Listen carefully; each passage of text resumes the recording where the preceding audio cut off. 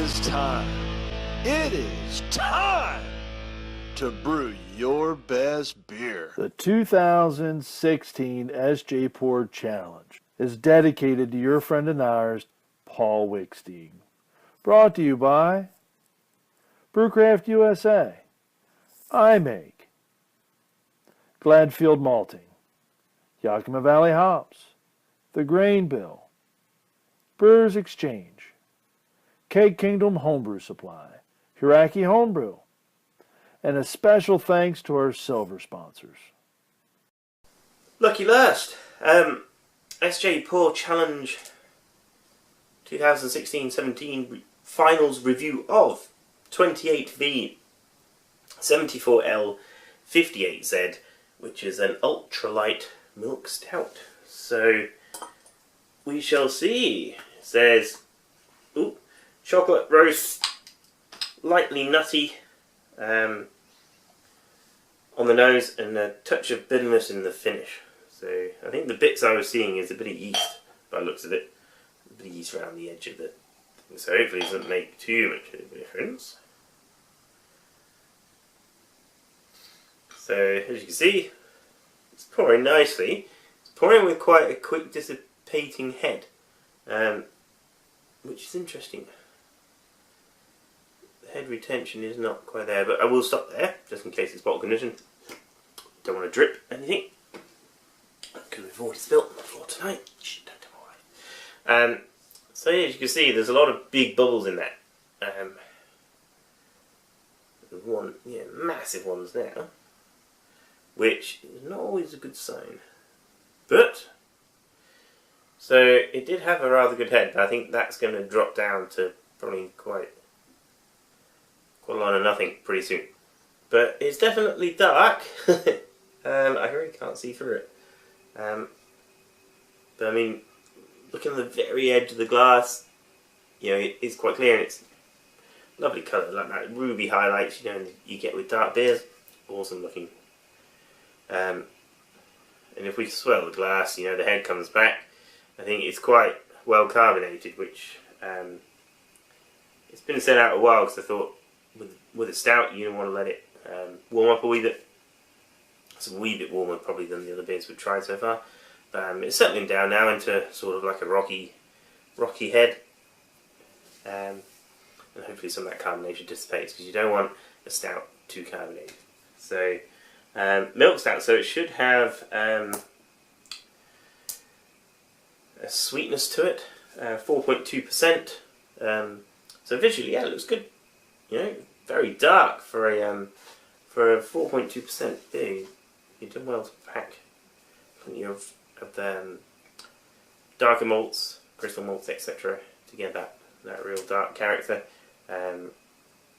So aromatically, let's have a look. Some nice sort of soft chocolatey notes. Maybe a hint of roast. It's not a huge amount of roast on it. But yeah, very pleasing on the nose. We'll have a taste.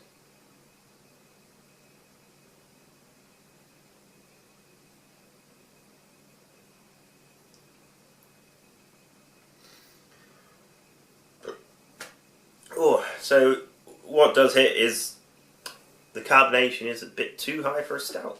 And so it's all those lovely sort of fuller body sort of creamy chocolate rosy characters get scrubbed away pretty fast with the carbonation, which is a shame, because I think if we let it degas a wee bit, we'll give it a bit of a swirl and see if we can get rid of some of these some of this carbonation, because it did seem to, like, see how much that's come back up. It's a good shine that it's overcarbed, but you know, the problem with international shipping and all the rest of it. If it's bottle conditioned, but it is, because you can see there's like, if that will focus in on that, you can see the yeast around the top of the bottle, which obviously is never too flash, because it's been up and down and stuff. Without trying to pour this on myself, let's see if I can see yeast in the bottom, which I don't know actually. It doesn't say whether it is or isn't, but there's a lot of, you know, I could only pour half the bottle out, and yeah, so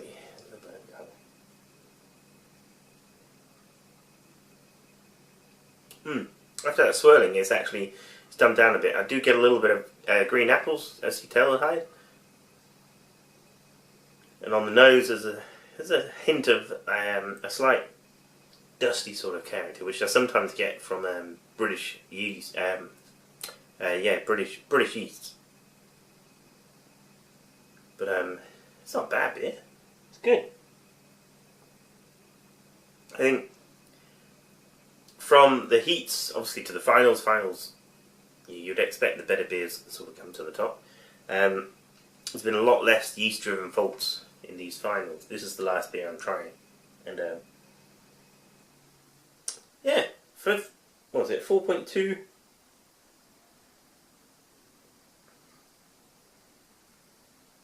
Yeah, like I say, it's not bad. It's just got a little slight fermentation faults, and that overcarbonation adds carbonic acid, which drops the pH, which then you get more of the tannic and thins out the beer. So if there was sort of, you know, half of the amount of half the amount of carbonation, it would just add a slightly fuller mouthfeel to the beer, and it wouldn't have dropped the acidity as much. So, which again adds to the fullness of the beer, because that acidity would have been a little bit higher. So, I think it's almost a very good beer.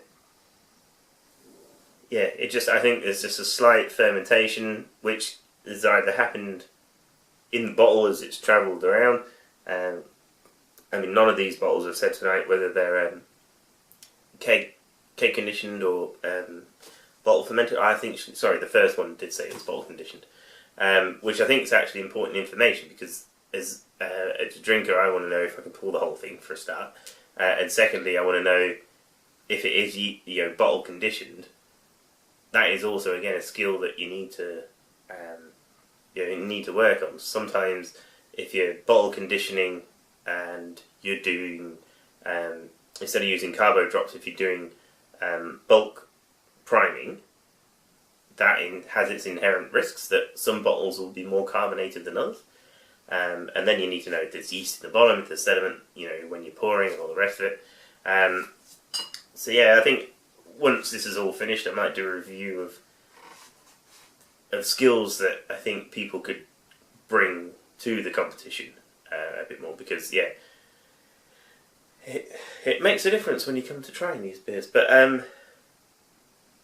think it's pretty decent, despite the slight fermentation problem. I think it's a very good beer. When you get into this level, like, obviously you've got a good beer, it's just minor tweaks. And a few minor tweaks of this, I think you'd be bang on.